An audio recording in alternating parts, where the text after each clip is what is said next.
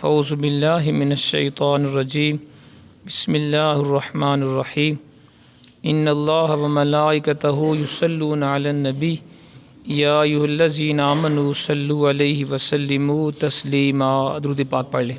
اللہم صلی علی سیدنا محمد وعلی آل سیدنا محمد وبارک وسلم علیہ۔ الصلاۃ والسلام علیک یا سیدی یا رسول اللہ وعلی آلک واصحابک یا سیدی یا حبیب اللہ۔ ذات محترم، یہ ہمارا ہفتہ وار درس فقہ ہے جس میں ہم بنیادی مسائل سیکھتے ہیں۔ پچھلے درس میں ہم نے زکوٰۃ کے ہیلے کے مسائل سیکھے تھے۔ آج ایک نیا ٹاپک شروع ہو رہا ہے، وہ ہے نماز جنازہ کے مسائل۔ آج ہم صرف نماز جنازہ کی فضیلت کے حوالے سے چند چیزیں اور چند حدیثیں طیبہ پڑھیں گے۔ انشاءاللہ اگلے درس میں پھر باقاعدہ ہم اس کے شرعی مسائل بھی سیکھیں گے۔ تو سب سے پہلے درود پاک کی فضیلت سماعت فرما لیجئے۔ نبیوں کے سلطان رحمت عالمیہ سردار دو جہاں محبوب رحمان عز و جل وسلم کا فرمان عالی شان ہے، جو مجھ پر ایک بار درود پاک پڑھتا ہے اللہ تعالیٰ اس کے لیے ایک قیرات اجر لکھتا ہے، اور قیرات احد پہاڑ جتنا ہے۔ صلو علی الحبیب صلی اللہ تعالی علی سیدنا محمد۔ تو آپ نے اندازہ لگا لیا کہ درود پاک کی کتنی فضیلت ہے کہ جو ایک مرتبہ اللہ کے پیارے حبیب علیہ الصلاۃ والسلام کی ذات گرامی پہ درود پاک کا تحفہ پیش کرتا ہے، اللہ کریم اس سے ایک قیرات اجر اور ثواب عطا فرما دیتا ہے۔ اور قیرات کی وضاحت اللہ کے حبیب نے خود فرمائی کہ وہ احد پہاڑ کے برابر ایک قیرات ہے۔ تو اگر ایک مرتبہ درود پاک پڑھنے سے احد پہاڑ کے برابر ثواب ملتا ہے، تو وہ حضور کا غلام جو روزانہ کثرت کے ساتھ اپنے کریم آقا کی ذات گرامی پہ درود پاک پیش کرے، اس کو اللہ کتنا اجر و ثواب عطا فرمائے گا۔ تو درود پاک بڑا اچھا وظیفہ ہے، اس کو ہمیں کثرت کے ساتھ پڑھنا چاہیے۔ اور علماء کرام نے یہ بھی وضاحت فرما دی ہے، جو بندہ روزانہ کم سے کم 313 دفعہ درود پاک پڑھے، کتنا؟ 313 دفعہ روزانہ پڑھے، اس کا شمار کثرت درود میں ہوتا ہے کہ اس نے بہت زیادہ درود پاک پڑھا۔ اور یہ کوئی مشکل نہیں ہے، اگر اللہ تعالی ہمیں توفیق دے، اگر ہم پانچوں وقت نماز پڑھیں اور ہر نماز کے بعد 100 دفعہ اگر ہم درود پاک پڑھیں تو روزانہ 500 مرتبہ درود پاک بن جائے گا۔ اور پھر آپ خود دیکھیں گے اس کی فضائل کیا ہیں، اس کی برکات آپ خود دیکھیں گے۔ ولی کے جنازہ میں شرکت کی برکت، بڑا ایمان افروز یہ واقعہ ہے کہ اللہ کے نیک بندے کے جنازے میں شریک ہونے کی کیا فضیلت ہے۔ ایک شخص حضرت سیدنا سری سکتی رحمۃ اللہ علیہ کے جنازہ میں شریک ہوا۔ یہ بہت بڑے بزرگ ہیں، حضرت سری سکتی رحمۃ اللہ علیہ۔ تو رات کو خواب میں حضرت سیدنا سری سکتی رحمۃ اللہ علیہ کی زیارت اس کو ہوئی۔ تو پوچھا ما فعل اللہ بکا، حضرت یہ بتائیں اللہ نے آپ کے ساتھ کیسا سلوک کیا؟ تو انہوں نے جواب دیا، اللہ عز و جل نے میری اور میرے جنازے میں شریک ہو کر نماز جنازہ پڑھنے والوں کی مغفرت فرما دی۔ سبحان اللہ۔ اس نے عرض کی، یا سیدی میں نے بھی آپ کے جنازے میں شریک ہو کر نماز جنازہ پڑھی تھی۔ تو آپ نے ایک فہرست نکالی، مگر اس شخص کا نام شامل نہ تھا۔ جب غور سے دیکھا تو اس کا نام حاشیہ پر موجود تھا۔ یہ روایت حضرت علامہ جلال الدین سیوطی رحمۃ اللہ علیہ نے شرح الصدور آپ کی کتاب ہے، وہاں پہ آپ نے نقل فرمائی ہے۔ تو اسے پتہ چلا کہ اگر کوئی گناہ گار بندہ کسی نیک اللہ کے ولی کے جنازے میں شریک ہو جائے، اللہ اس ولی کی برکت سے اس گناہ گار کی بخشش بھی فرما دیتا ہے۔ تو جنازے میں شرکت کرنی چاہیے، کیا پتہ کہ وہ فوت ہونے والا اللہ کا نیک بندہ ہو، اور شاید اللہ ہماری بخشش بھی فرما دے۔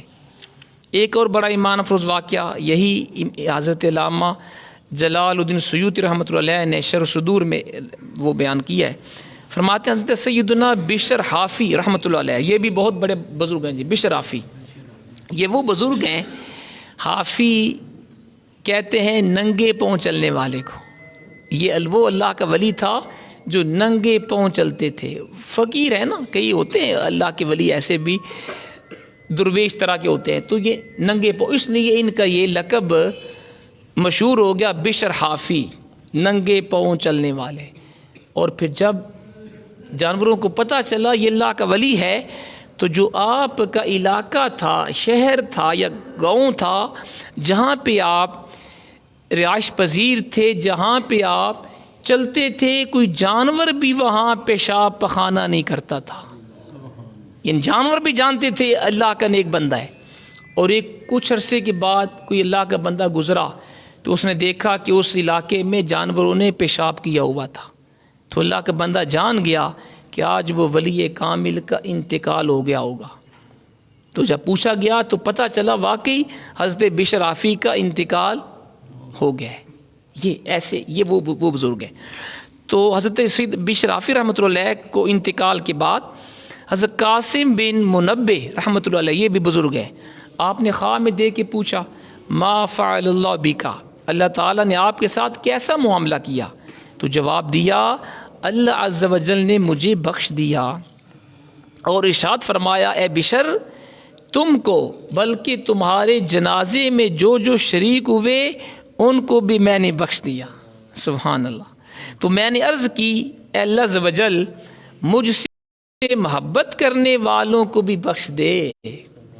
تو اللہ عز و جل کی رحمت مزید جوش پر آئی، فرمایا قیامت تک جو تم سے محبت کریں گے ان سب کو بھی میں نے بخش دیا۔ سبحان اللہ۔ اعمال نہ دیکھے یہ دیکھا ہے میرے ولی کے در کا گدا، خالق نے مجھے یوں بخش دیا۔ سبحان اللہ سبحان اللہ۔ تو اس لیے کسی نیک ولی کے ساتھ ہمیں اپنی تعلق اور نسبت قائم کرنی چاہیے۔ اگر اللہ کا نیک بندہ کسی کو نصیب ہو جائے اس کی بیعت بھی کرنی چاہیے۔ بیعت کرنا سنت ہے، سنت صحابہ ہے، اور بیعت کرنے سے بڑے انسان کو بہت کچھ اللہ تبارک و تعالیٰ دیتا ہے، بشرطے کہ شیخ کامل ہو اور مرید صادق ہو، تو پھر بہت کچھ انسان کو بیعت کرنے سے نصیب ہوتا ہے۔ تو اللہ کے نیک بندوں کے ساتھ اپنی نسبت قائم کرنی چاہیے، ان سے محبت کرنی چاہیے، اور ان کے جنازے میں خاص طور پہ شرکت کرنی چاہیے۔ سبحان اللہ۔ اچھا جی، اب جناب ایک اور ایمان افروز واقعہ، یہ بھی علامہ جلال الدین سیوطی رحمۃ اللہ علیہ نے شرح الصدور میں لکھا۔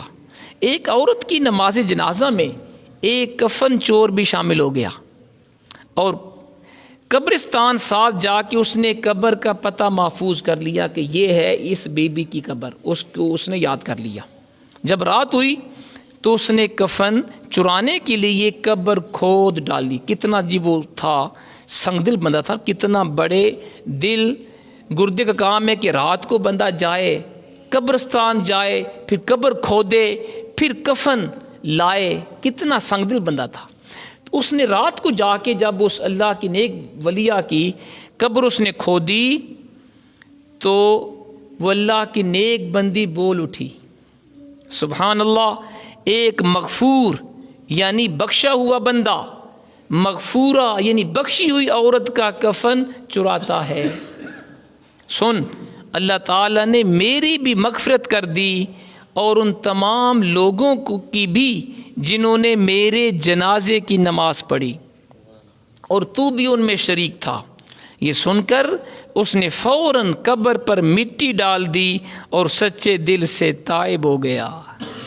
دیکھا آپ نے، نیک بندوں کی نماز جنازہ میں حاضری کس قدر سعادت مندی کی بات ہے۔ جب بھی موقع ملے بلکہ موقع نکال کر مسلمانوں کے جنازوں میں شرکت کرتے رہنا چاہیے۔ ہو سکتا ہے کسی نیک بندے کے جنازے میں شمولیت ہمارے لیے بخشش کا سامان بن جائے۔ اللہ عز و جل کی رحمت پر قربان کہ جب وہ کسی مرنے والے کی بخشش فرما دیتا ہے تو اس کے جنازہ کا ساتھ دینے والوں کی بخشش بھی فرما دیتا ہے۔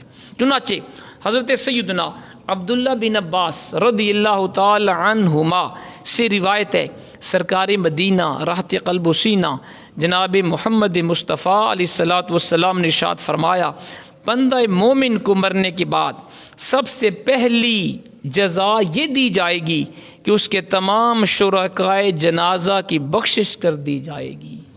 یہ حدیث شعب الایمان کے اندر موجود ہے۔ اس سے پتہ چلا کہ جو اللہ کا نیک بندہ ہوتا ہے، ولی کامل ہوتا ہے، بندہ مومن ہوتا ہے، اللہ اس کو یہ اجر و ثواب اور اس کو برکت عطا فرماتا ہے کہ اس کے تمام جنازہ پڑھنے والوں کو بھی بخش دیتا ہے۔ ایک اور بڑی ایمان افروز حدیث پاک، نبی مکرم علیہ الصلوۃ والسلام نے فرمایا، مومن جب قبر میں داخل ہوتا ہے تو اس کو سب سے پہلا تحفہ یہ دیا جاتا ہے کہ اس کی نماز جنازہ پڑھنے والوں کی مغفرت کر دی جاتی ہے۔ کنز الاموال میں یہ حدیث پاک موجود ہے۔ اچھا جی، لہٰذا نبی پاک علیہ الصلوۃ والسلام کا ایک اور بڑا پیارا ارشاد گرامی بھی سماعت فرما لیجئے۔ آپ نے فرمایا، جب کوئی جنتی شخص فوت ہوتا ہے تو اللہ عز و جل حیا فرماتا ہے کہ ان لوگوں کو عذاب دے جو اس کا جنازہ لے کر چلے اور جو اس کے پیچھے چلے اور جنہوں نے اس کی نماز جنازہ ادا کی۔ اس سے پتہ چلا کہ جب کوئی نیک بندہ، اللہ کا نیک بندہ جب فوت ہوتا ہے تو اللہ عز و جل کو اس سے حیا آتی ہے کہ جو لوگ اس کے جنازے میں جاتے ہیں، اس کا جنازہ اٹھا کے چلتے ہیں یا اس کے جنازے کے پیچھے چلتے ہیں یا جو نماز جنازہ میں شامل ہوتے ہیں، اللہ سب کی بخشش فرما دیتا ہے۔ سبحان اللہ۔ ایک اور ایمان افروز حدیث پاک سن لیجئے، حضرت سیدنا داؤد علیہ نبینا علیہ الصلوۃ والسلام بارگاہ خداوندی میں عرض کرتے ہیں، یا اللہ عز و جل، جس نے محض تیری رضا کے لیے جنازہ کا ساتھ دیا، اس کی جزا کیا ہے؟ یہ حضرت داؤد علیہ نبینا علیہ الصلوۃ والسلام نے اپنے پروردگار سے پوچھا۔ اللہ تعالیٰ نے فرمایا، جس دن وہ مرے گا تو فرشتے اس کے جنازے کے ہمراہ چلیں گے اور میں اس کی مغفرت کروں گا۔ یہ ہے جزا جو اللہ کی رضا کے لیے جنازہ کے ساتھ چلے، اس کی جزا یہ ہے کہ اللہ عز و جل اس کی مغفرت فرما دیتا ہے۔ ایک اور جی بڑی ایمان افروز حدیث پاک سن لیجئے، حضرت سیدنا ابو ہریرہ رضی اللہ تعالی عنہ روایت کرتے ہیں، سرکار مدینہ سلطان باقرینہ فیض گنجینہ صلی اللہ علیہ وسلم نے ارشاد فرمایا کہ جو شخص ایمان کا تقاضا سمجھ کر اور حصول ثواب کی نیت سے اپنے گھر سے جنازہ کے ساتھ چلے، نماز جنازہ پڑھے اور دفن تک جنازہ کے ساتھ رہے، اس کے لیے 2 قیرات کا ثواب ہے، جس میں سے ہر قیرات احد پہاڑ کے برابر ہے۔ اور جو شخص صرف جنازہ کی نماز پڑھ کر واپس آ جائے اور تدفین میں شریک نہ ہو، اس کے لیے 1 قیرات کا ثواب ہے۔ یہ حدیث پاک صحیح مسلم کے اندر موجود ہے۔ اس سے پتہ چلا کہ جو شخص نماز جنازہ میں شامل ہو اور نماز جنازہ پڑھ کر میت کو دفن کرنے تک ساتھ رہے، دفن کر کے واپس آئے، اللہ کریم اس سے 2 قیرات یعنی 2 پہاڑ کے برابر ثواب عطا فرماتا ہے۔ اور جو بندہ جنازہ پڑھنے کی فوراً بعد واپس آ جائے، دفن تک میت کے ساتھ نہ رہے، اللہ اسے 1 قیرات یعنی 1 پہاڑ کے برابر ثواب عطا فرما دیتا ہے۔ لیکن آج کل آپ دیکھتے ہیں کہ ہم لوگ اتنے مصروف ہو گئے، اتنے دنیا دار ہو گئے کہ لوگ جنازہ پڑھتے ہی واپس بھاگتے ہیں۔ اکثر لوگ ساتھ اس کے خاص رشتہ دار، خاص سارے نہیں، خاص اس کے رشتہ دار دفن کرنے تک وہاں ٹھہرتے ہیں۔ حالانکہ دفن کرنے تک اگر ٹھہریں گے تو 2 پہاڑ کے برابر ثواب ملے گا۔ ایک اور بڑی پیاری روایت سن لیجئے، حضرت سیدنا ابو ذر غفاری رضی اللہ تعالیٰ عنہ سے روایت ہے، فرماتے ہیں کہ مجھ سے نبی کریم رؤوف الرحیم علیہ الصلوۃ والسلام نے فرمایا، قبروں کی زیارت کرو تاکہ آخرت کی یاد آئے، سبحان اللہ، اور مردہ کو نہلاؤ کہ فانی جسم یعنی مردہ جسم کا چھونا بہت بڑی نصیحت ہے، اور نماز جنازہ پڑھو تاکہ یہ تمہیں غمگین کرے، کیونکہ غمگین انسان اللہ عز و جل کے سائے میں ہوتا ہے اور نیکی کا کام کرتا ہے۔ یہ حدیث المستدرک للحاکم میں موجود ہے۔ اس سے پتہ چلا کہ اللہ کے پیارے حبیب نے اپنے غلاموں کو، حضور نے یہ تاکید فرمائی ہے کہ قبروں کی زیارت کیا کرو، کیونکہ قبروں کی زیارت کرنے سے انسان کو موت یاد آتی ہے نا اس بات۔ جب بھی بندہ قبرستان جائے گا، کسی اپنے عزیز کی قبر پہ کھڑا ہو کے دعا کرے گا، لازمی اس کے دل میں موت کا خیال آئے گا، یار یہ عزیز کل تک 1 مہینہ پہلے، سال پہلے میرے ساتھ تھا، آج یہ یہاں پہ ہے، کیا خبر اس کے بعد میری باری ہو۔ تو اس لیے فرمایا گیا کہ قبرستان جایا کرو، کیونکہ وہاں جانے سے آخرت یاد آتی ہے۔ اور دوسرا حضور نے اس میں ہمیں یہ حکم دیا ہے کہ مردوں کو غسل بھی دیا کرو۔ آج ہمیں اکثر مسلمانوں کو غسل دینے کا طریقہ بھی نہیں آتا، اور دوسرا کئی لوگ غسل دینے سے ڈرتے ہیں، ہے نا ایسی بات، جبکہ حضور نے فرمایا ہے کہ مردے کو غسل دیا کرو۔ کیونکہ فانی جسم کا چھونا، میت کے بدن کا چھونا، اس میں بھی بڑی نصیحت ہوتی ہے۔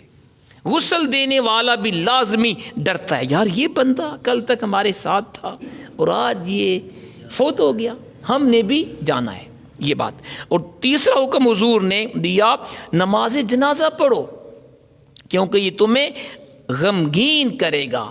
نماز جنازہ اس لیے کہ غمگین بندہ، پریشان بندہ جو آخرت کی وجہ سے پریشان ہو، وہ اللہ کی سائے میں ہوتا ہے اور نیکی کا کام کرتے۔ اب جی سنیے، میت کو نہلانے کی فضیلت کیا ہے، میت کو غسل دینے کی فضیلت کیا ہے۔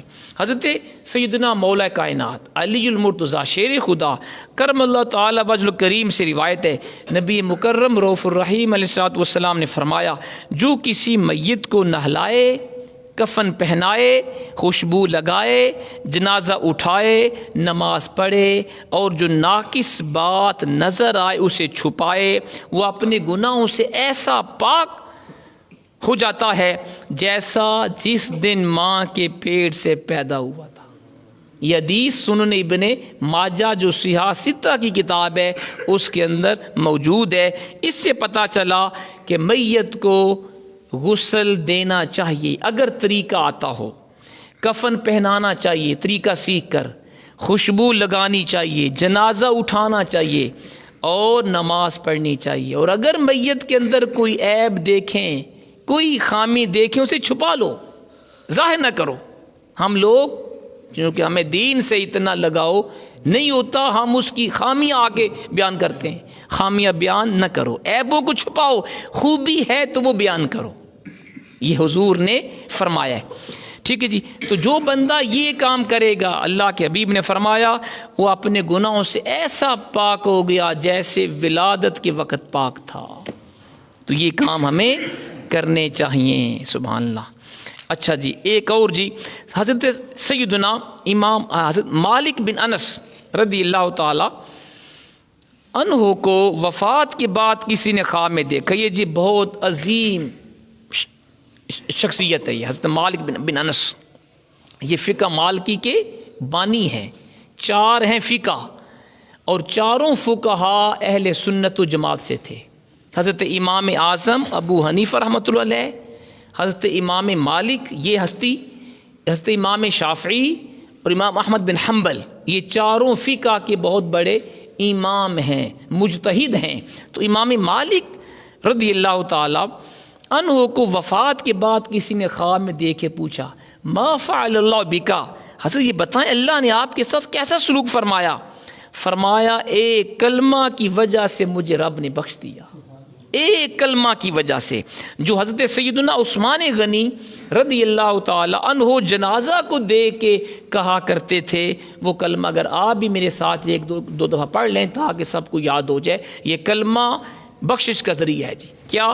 سبحان الحی الذی لا یموت، سبحان الحی الذی لا یموت، سبحان الحی الذی لا یموت.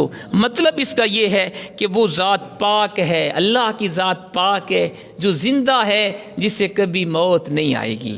تو حضرت مالک بن انس رضی اللہ تعالی عنہ نے فرمایا کہ یہ کلمہ حضرت عثمان غنی میت کو دیکھ کر، جنازے کو دیکھ کر یہ کلمہ پڑھا کرتے تھے، لہٰذا میں بھی جنازہ دیکھ کر یہی کلمہ پڑھا کرتا تھا.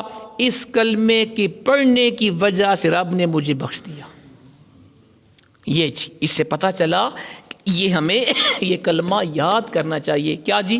سبحان الحی الذی لا یموت، سبحان لا یموت. جب بھی آپ جنازہ دیکھیں یہ کلمہ پڑھ لیا کریں. کیا خبر اللہ تعالیٰ اسی برکت سے ہماری بخشش فرما دے. تو یہ چند ایک مسائل تھے، بلکہ اس میں نماز جنازہ کے فضائل ہم نے پڑھے. انشاءاللہ اگلے سوموار کو بشرط زندگی باقاعدہ ہم جنازے کے شرعی احکام بیان کریں گے، سیکھیں گے. اللہ کریم ہمیں عمل کی توفیق عطا فرمائے. الحمدللہ رب العالمین والعاقبۃ للمتقین والصلاۃ والسلام علی سید الانبیاء والمرسلین. ربنا آتنا فی الدنیا حسنۃ وفی الآخرۃ حسنۃ